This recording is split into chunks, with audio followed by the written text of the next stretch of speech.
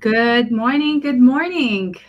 It is almost 10 o'clock. So, as usual, we try to go live just slightly before.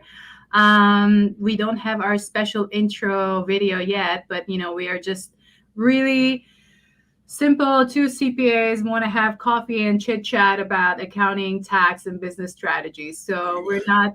not so focused on the fancy stuff. We're all about the education that we want to give to our audience. So, good morning, everyone, and thanks so much for joining us today on Coffee Time with Marie and Pedro. For those of you who are returning, thank you so much for your support.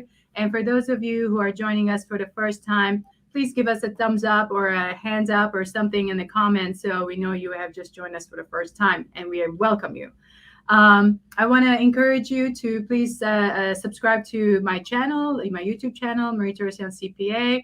Also follow me on LinkedIn and Facebook, Marie Torossian CPA as well, so that you'll know whenever we go live, which is every Thursday at 10 o'clock Eastern Time. Again, just a quick introduction. My name is Marie Torossian. I'm a certified public accountant and a chartered global management accountant, an experienced auditor, and a CFO. Currently as a CPA advisor and transformation coach. I've authored a couple of books, and I've created evaluation MT methodology, which is in the process of being copyrighted right now. And I use that process to help business owners to take them from their first million to 10 million and more. And that is what I love to do. I love to help business owners grow and scale their business. And as always, my featured guest is always my colleague and my tax colleague, Pedro Gonzalez, CPA. Welcome, Pedro. Good morning, Marie. Good morning, everybody. Pedro Gonzalez, CPA, business and tax strategist. My passion is to help businesses lower their taxes, improve their cash flow, and designing strategies for their exit to be successful exits. As I mentioned before, we all are going to exit. It just depends on how we're going to exit. So that's our goal, is to help you address those aspects that tends to affect individually or in the business. Cash flow is the lifeblood of any business, regardless of size and industry. And taxation erodes wealth. If you do nothing, it will definitely erode your wealth. And the exit, we all need to be preparing to develop True. a plan on how you're going to exit your business venture. Yes, absolutely. And then just to give a quick summary of what we've talked about in the past for our audience who haven't been with us before, we've talked about self-employment related taxes, tax forms. We've talked about bookkeeping, accounting records, and we did a full series on tax planning and pretty much all of November and early December. And last week we specifically covered year-end closing process. So if you did not see last week's episode, please make sure to go back and watch that so that you can get your business ready for proper year-end closing. So today's subject, what we want to cover is mainly partnership as a whole, very high level, very general. What are partnerships? How are they taxed?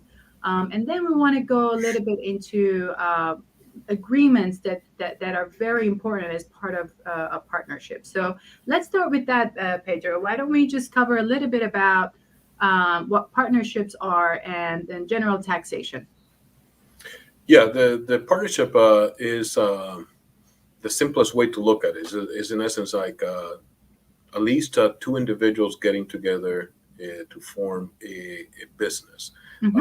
Is the difference of, let's say, for example, a joint venture where they're not necessarily getting married. The partnership is a true formation where they're going to come together and form one unit to work under one umbrella. Yes. And it could be two businesses coming together to form another business. It could be two individuals or an individual and a business. So there's different forms that you can form a partnership, an LLC, and it's an instrument that can be used again to shield interest. I'm sorry, interest to shield from to protect your interest and shield Right. from from personal liability. Liability, correct. Yes. So that's in general. I mean, that's the why the formation of partnerships, LLCs.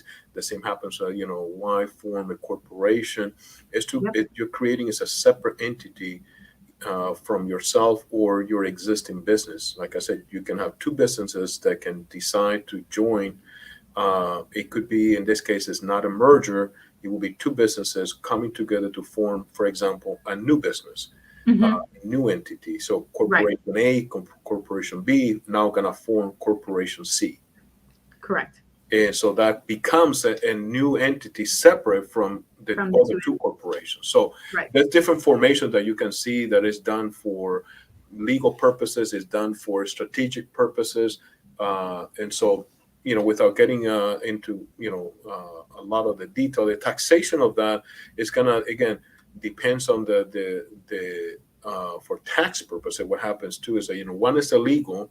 Mm-hmm. You can be, for example, an LLC, but you Right. can elect to be taxed as an S corp, for example. You know what I mean? Correct. Or to be taxed as a C corp. You can also elect to be treated as a corporation. So, that's why you see you might, in something to remember. You know what I mean? When you do an LLC, Mm-hmm. it's automatically taxed as a partnership. If you do nothing, you form an LLC, you go to your state, do the documentation. That entity the presumption is a partnership. If there's more than one owner. Correct, more than one. Yes. Good point. Yes. Otherwise, a single member is considered It's disregarded sole entity. proprietor. Correct. It will be Yes. just as if you were doing business on your own, but it provides you a shield for legal Absolutely. purposes. Yes. But then, Yes. yeah. So then, what happens is that a LLC can decide we want to be taxed as a corporation. You don't lose your LLC status with the state, but for tax purposes, we want to be a corporation. So now for tax purposes, now you'll be considered, and that's why you see sometimes those LLCs filing 1120 instead of Mm-hmm. a 1065. Now, if you want to go a step further and say, well, we want to take advantage of an S corp, then you got to do another filing, and that is, I want to be treated as an S corp, and then that's when you have to do the 2553. Then to elect, the corporation now wants to elect to be an S corp. So Yes. it's a two-step process, and sometimes, and I've seen some cases people forget, they elect the corp, but they forget to do the S corp election. Yes. Yeah. Yes, absolutely, absolutely. And then one of the key things that you mentioned is, an agreement, right? The operating Yeah. agreement for partners to be able to behave as expected. I guess in like a better term, like how they're going to operate this new business that they started together. So that's one very key thing. Yeah, within the documents, the formation. Why it's important to have proper legal advice is that you're going to have an operating agreement that dictates how in essence how we're going to operate. One of the other documents that many times does not get discussed. I mean, I'm sure people are familiar with their operating agreements, the articles of incorporation, articles of Yes. organization, and so on. Those are kind of pretty standard, but one that tends to be overlooked, and that is a buy-sell agreement. Mm-hmm. And this is something that you and I were discussing yesterday and a couple of days before that. There's a Yes. buy-sell agreement, and why is that important as part of your formation? Uh, and the reason being is because the buy-sell agreement, basically what it is a legal binding contract. In essence, it's going to lay out, one is the operating, how we're going to operate. Right. The buy-sell agreement is what happens if an event occurs that could be either voluntary, like for example, retirement, certain things that we don't think about, you know what I mean? But should be part of the planning. Two Sure. entities, two individuals get together, just like in marriage. But what Mm-hmm. happens if one of the partners decide I'm going to retire? Right. Right. How are we going to buy or sell that That interest? portion of the interest. Yes. Exactly. Yes. And so, but then also other events that can happen, disability. What happens if one of Correct. the partners get disabled? Death, divorce, bankruptcy. So you have the operating agreement. In essence, it's kind of your day-to-day operation. But then Sure. what happens in these eventualities is, it's going to happen. We talked about exit strategies. It's going Yes. to happen either Yes. voluntarily or involuntarily. Right. And so we have to prepare for that. This is one of the things that we look into as part of the exit strategies, and making sure that your business is properly set up and it has the proper documentation to protect the interest. And you're building a business, you're putting together an effort to build an asset. You got to protect it. And so, why is that important? This buy-sell agreement. I asked the people is, how well do you get along with the spouse of your partner? Mm. And the reason is, many times, and even if you get along with the spouse, that's not, the reason of the question is to get you to touch of thinking is that if something happens to your partner, the spouse may become your new partner in the business. Sure. And you might get along with the spouse, but you got to think about, is he or she qualified to be your partner in this business venture? Absolutely. You join forces with this other individual because of the qualifications of the two of you, that you decided Yes. you and I can form an entity and be better. Yes. But the spouse may not be qualified, or in some other cases, actually you don't get along with the partner. I mean, the spouse of the partner. What about the children? What if in the case of passing the shares to the spouse, the children take over? Now you have these teenagers now owners of your business. Right. They That'll have be scary. how to exactly. And Yeah. so that's why the buy-sell agreement becomes so important, is that you're protecting this interest that you guys have formed. Part of it is that you have this other party you're protecting, is to make sure that that interest does not go somewhere else without at least you having a say on it. At Yeah. least you have a say, as far as in essence, a first right of refusal to at least Yes. let me acquire it before Absolutely. it Mhm. goes somewhere else. Let me at least give me the right to take that interest, or Sure. for me to select a new partner that will buy that interest. So a way, that a mechanism that's going to allow you to do that. So Right. that's why it should be a document that has to be. And I encourage everybody to take a look at, do you have the document? Has it been updated? Because sometimes what happens is that, you may have hired somebody, they probably put all these documents for you, but just like insurances, I encourage people, you should be reviewing this on an ongoing basis. If Yes. the entity that was formed, or when the document was drafted, is a different entity, has grown, has evolved, that document that you might have in your hands right now may no longer be valid. Right. So you have Exactly. to update it, review it, make the necessary changes, addendums that need to be incorporated to make Mhm. sure that it's valid today, based on the circumstances that you guys have today. So, in a nutshell, that's why I see that it is important to have a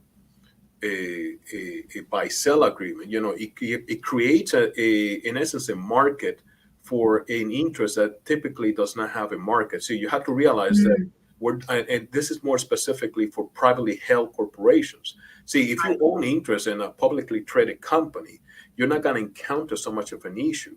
And actually, Correct. it's an easy market. You own, I don't know, shares in XYZ corporation that is Right. publicly traded. Number one, there's a ready market to buy those shares. Number two, there is a already an easy way to value, because you're gonna sell it. Okay, so how much is the value of those shares? Well, you go to the Wall Street The Journal main and say, market. well, Yeah. exactly. Exactly. Or you go to a stockbroker, and if you Yes. happen to have actual possession of the shares, you go to a stockbroker and say, listen, I have these shares, I need to sell it. So you can easily dispose of it, and number two, to have a valuation of it. But in privately held corporations, that's not the case. So the buy-sell agreement also stipulates is it will give some guidance about the valuation of those shares. So it will create a value, and number two, a market for those shares. It also prevents breakdowns in management in operation. You know what I mean? Because one of the concerns, you start growing this business, and if there's any turmoil at the top level, it can Right. also affect the operation, the day-to-day operation. Yes, absolutely. Absolutely. So, things again to keep in mind when you have anytime that you have in essence a venture with multiple partners involved, a buy-sell agreement it needs to be there to protect everybody. And the best time to do it is not at the deathbed in a hospital situation, or when already a casualty has happened.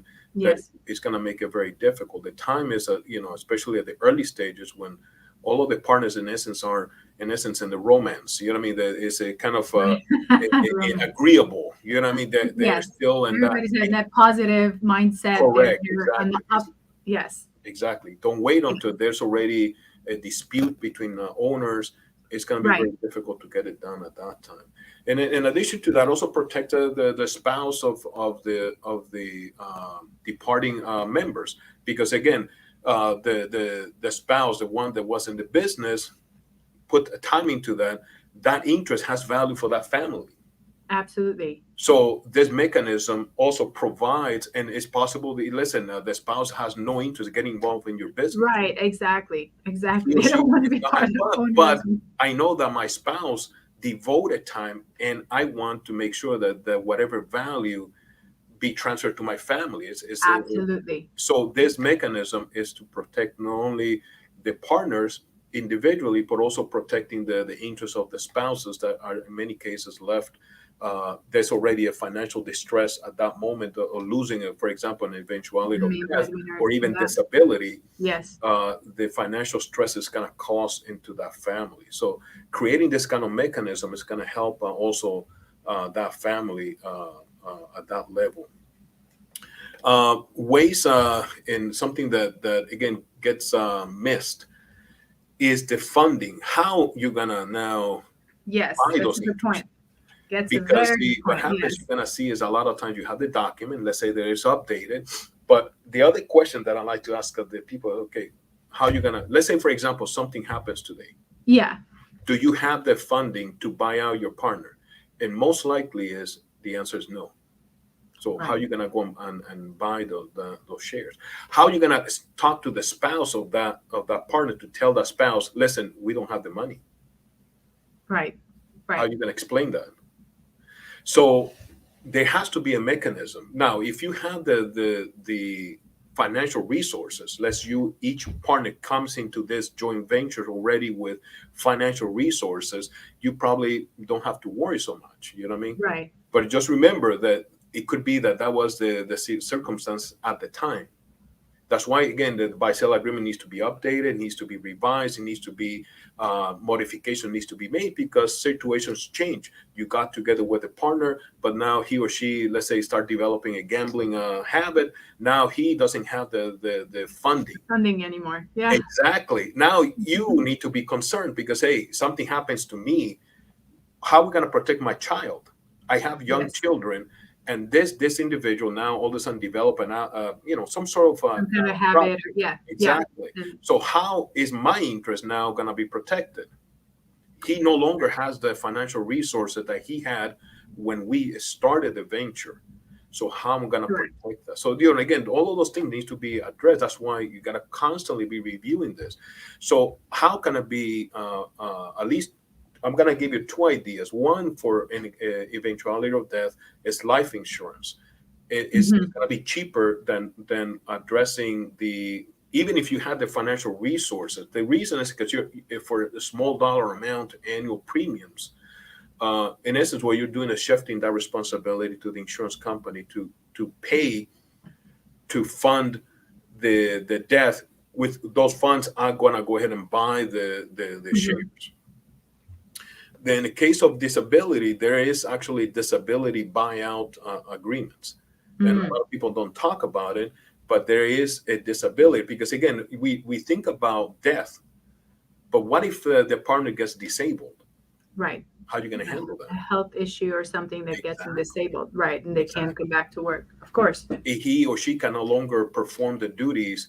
and can no longer come back, or it's a disability that is long term. You know what I mean? Right. What are you going to do during that time that that partner cannot be by your side to help you continue developing the business? So there is disability buyout agreement. And one other point that I wanted to bring up to the attention is that, many times we think, well, I don't have any partners. Okay, so let's say that it's a solo practitioner. Mm-hmm. Something that should be taken into consideration then in that case is some sort of income replace. You got to be thinking at least two things. I mean, if you're a solo practitioner, at least two things. One is income replacement, and another one is overhead expenses. Mm-hmm. Something happens to you. And again, let's focus on disability. Yes. I mean, you have a disability that's going to keep you away from your business. You're the sole owner of the business. You have one or two employees. You have your office. You have, let's say, some operation. Okay, so something, God forbid, something happens to that individual. Now you got to be thinking. One is the income replacement, because during that time I'm not going to be able to be working. So how am I going to provide for my family during that time?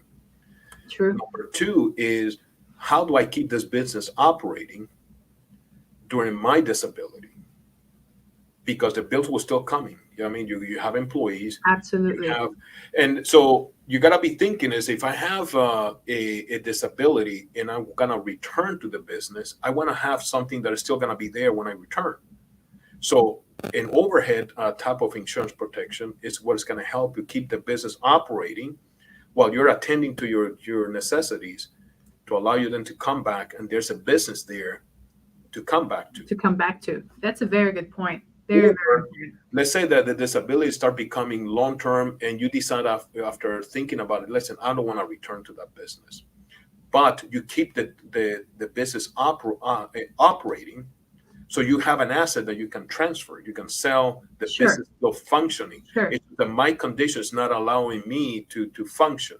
So let's say myself, I can get to a point that said, Marie, I can no longer run my business. It's working. I have X number of employees. Right. Clients are being served.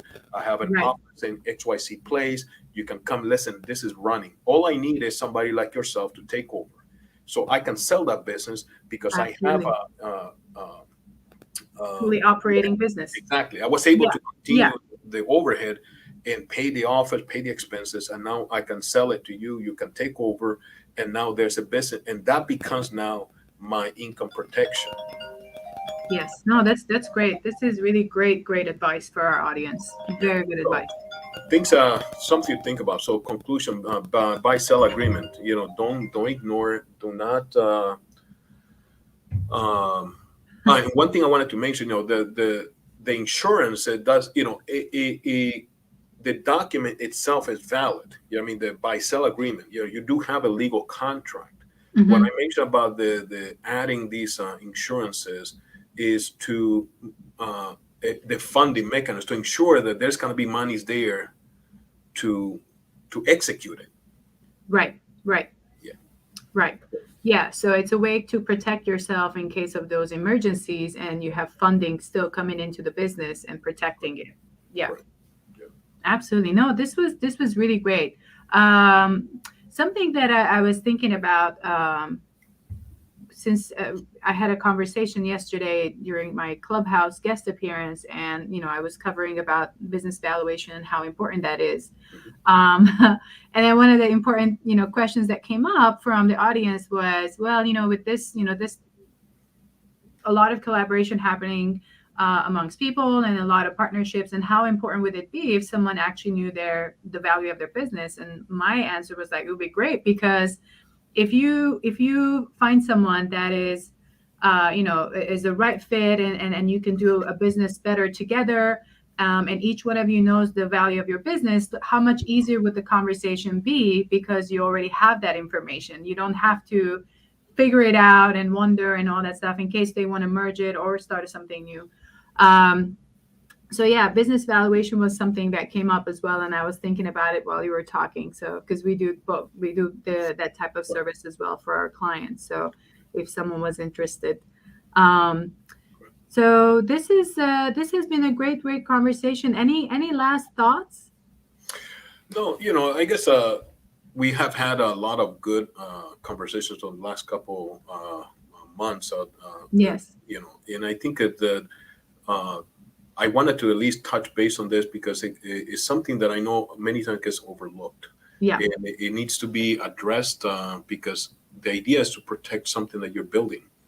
Either you built or you're building. I mean, you have something there that has value, and one of the again, we work on strategies of helping businesses grow, but not only grow, but also how to protect that growth, how Yes. to make it less taxing, and then to be able to convert it eventually to liquidity, something that can then become part of your retirement plan. So, Yes. not to take it lightly. Do not rely on Google Documents. It should not be something to be taken lightly. I mean, because Yes. again, you're discussing here is uh, a value, Hmm. an asset that really it should be something part of your financial plan, that your estate planning. Yes. And so, don't take it lightly. Do not go on the cheap on this, because that's the other problem. Many times. Yes. Don't Yeah, DIY it. An attorney, a lawyer, yeah, someone who can actually be that correct. objective person helping the partners come into an agreement together, because that way it's not based on emotional commitments. It's more like really someone guiding the partners through a process of, all the possible scenarios that could happen. Yeah, And that is costly. That would be something that you would have to invest in, correct. make sure that a proper professional is helping you through that kind of agreement build out. Yeah, yeah. Do not rely. My part of this is to advise you about it. I can give you some general overview. Of Right, how, but my role is not to draft the document for you. right, right. I We will not don't have even review your document because I'm not qualified to give you have a good document. Financial advisors are not qualified. I mean, they can advise you to have one, but it should not be your financial advisor really to be drafting. This is a legal document. His absolutely. attorney should be the one drafting it, Yes. and somebody that is in essence, a business attorney. What I mean, somebody that understands about business. Because again, what you're doing is here is protecting against those casualties Yes. that could happen. And it happens. The thing is, it doesn't get much publicity compared to divorces, but it's no different than a Sure. divorce. You know what I mean? When you have this dispute between members, at that time, how do you determine how we're gonna dispose of these assets? See, Yes. that you don't want to wait until that moment. You don't want to wait until the moment that through a divorce proceeding that it has nothing to do with you. It's your partner and the spouse, but all of Right. a sudden those shares are now being transferred to the spouse. That's You true. know what I mean? How do you protect yourself against that?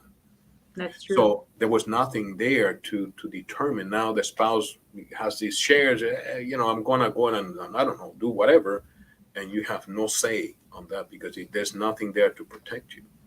Right. And even if it was just a case of, let's say, disagreement, or let's say one partner is no longer interested and wants to get himself or herself out, it's just the same thing. These types of agreements actually help make sure everything is written, agreed upon right at the beginning. So there's no confusion, there's no drama at the end. It's like, okay, if someone is no longer interested to be part of this partnership, this is the steps that we're going to take to get out of it. So this is really great advice. And then we advise you all to actually talk to a lawyer, an attorney, to help you put together an agreement like this, like a buy sell agreement. With that, I think we are already very close to our 30-minute mark, and we want to be cognizant of our audience's time and their commitment. We do hope that this was very valuable information for you all. So we talked about partnership, buy-sell agreements, and how to make sure that you have the proper funding considerations done right at the beginning when we form your partnerships, and make sure that everything is in line. With that, I want to leave our audience with the thought of, you are some of the 5 people that you surround yourself with, and we hope that the 2 of us are part of that 5. And so you should go and make sure to find your other 3 that will help you grow your business and make sure you're doing all the right things to get yourself to the wealth that you want to build. And with that, tomorrow is Christmas. For those of you celebrating Christmas, we want to wish you a Merry Christmas. We will be back next Thursday, as usual, just before New Year's. And so, with that, we wish you a wonderful day and Merry Christmas. Pedro? Take care, everybody. All right. Take care. Bye. Bye.